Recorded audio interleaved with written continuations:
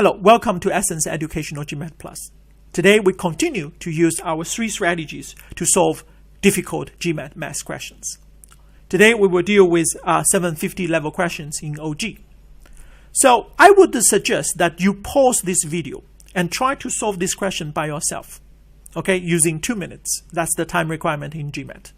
And then if you can't solve it, then you make a mistake, then you watch this video, try to replicate my thinking process. Through this, you can learn how to solve, how to do well in GMAT math. Okay, because learning mathematics, especially my 3 strategies, my thinking process, is to a large extent similar to swimming. Okay, if you just watch my video, it's just like watch how I swim. You can't learn swim by watching how I swim. The only way to learn swim is to jump into the pool.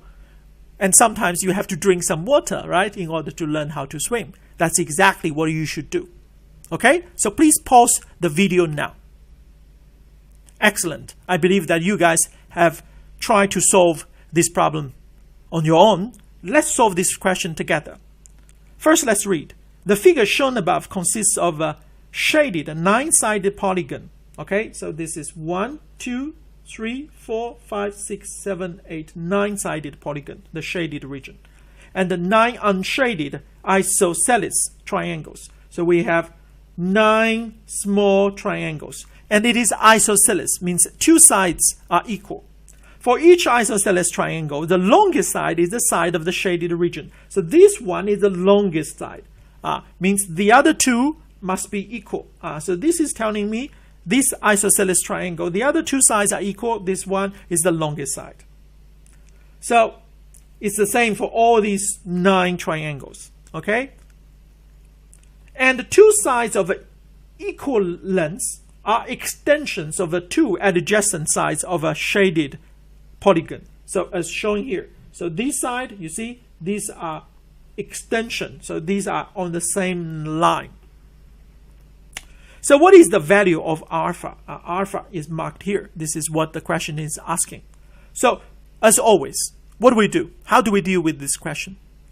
This question is filled with English words, right? The first thing you do whenever you see a math question with a lot of English words, you translate it into the mathematical language. And actually, we have just done the job. What do? Yes, this figure. This is draw a figure. A figure is a mathematical language. It is geometry. Agree? So once we draw the figure, which is done by the question, and we mark the known into our figure, basically we translate the question into the mathematical language. And this is the mathematical language we are talking about. Okay? The second thing I do, I'm using my 3rd strategy called pay attention to the purpose. To the purpose. Problem solving in mathematics is like problem solving in any other fields. What we want, like here, alpha is our purpose. Okay, so we do not start from the known. For example, all these angles are isosceles triangle. We don't start from here. We start from the purpose. Okay, so this is a very important way of thinking. We start from the purpose, start from the goal, start from what we want, okay, and work backwards.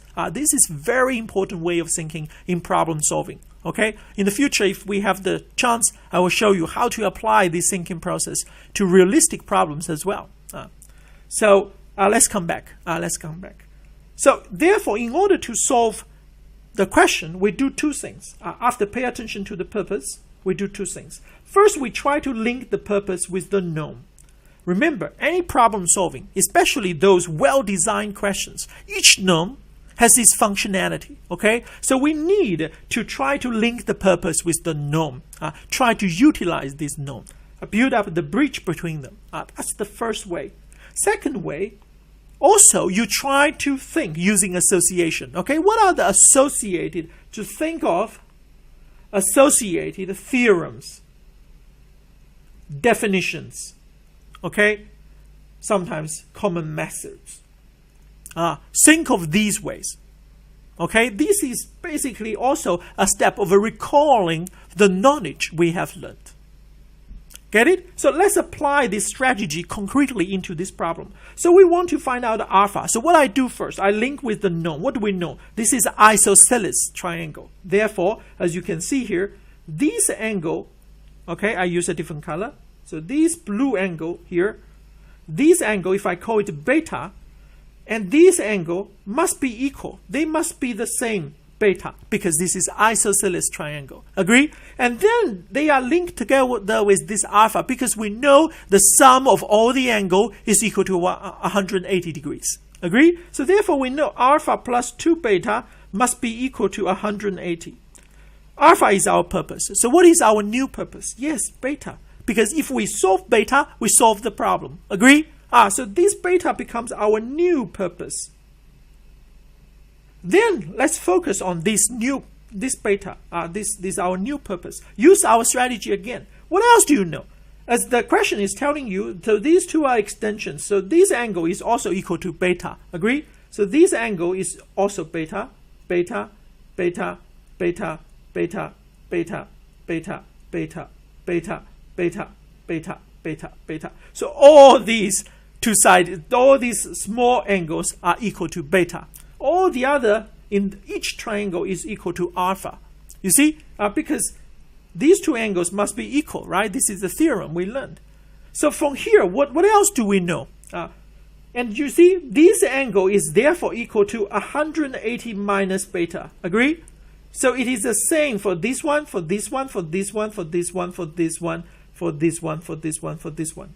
So 1, 2, 3, 4, 5, 6, 7, 8, 9. So all the 9 internal angles in our polygon, in our shaded polygon, is basically equal to 180 minus beta.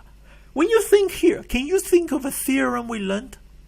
Yes, we learned one theorem. For each of these polygons, right? The sum of all the internal angles is equal to what? If we have n-sided, n minus 2. Times 180. This is the theorem you must be familiar with. Okay? If you are not familiar with this theorem, that means your math basic knowledge is not solid. Okay? You have to review the corresponding chapter in the GMAT. Okay? So once you recall this, and then you know the sum of all the internal angles is 9 minus 2 times 180. And that should be equal to, we have 9 angles, and each angle, as we know, is equal to 180 minus beta. Agree? So once you write this down, this problem is solved, because this is an equation with only one variable. Solve this, we get b. Solve b, we get alpha. Done. Then all left is calculation. Let's do this. The standard process. So 7 times 180 is equal to 9 times 180 minus 9 beta. So 9 beta is equal to 2 times 180. So beta is equal to 40 degree. Agree? So here 40 degree. So plug this back. So alpha plus 80 degree is equal to 180. So alpha is equal to 100 degree. That is why this question we choose A. What do you feel about this question? Is it easy? Yes. Once you know the thinking process plus a solid understanding of the definition and theorems, okay, solid mathematical knowledge, solving these questions is really a piece of cake. Okay, thank you very much for watching this video. So if you like it, please give us a thumb up and subscribe our video. Okay, and then we have more and more math questions, sentence correction questions coming. Thank you very much. Bye.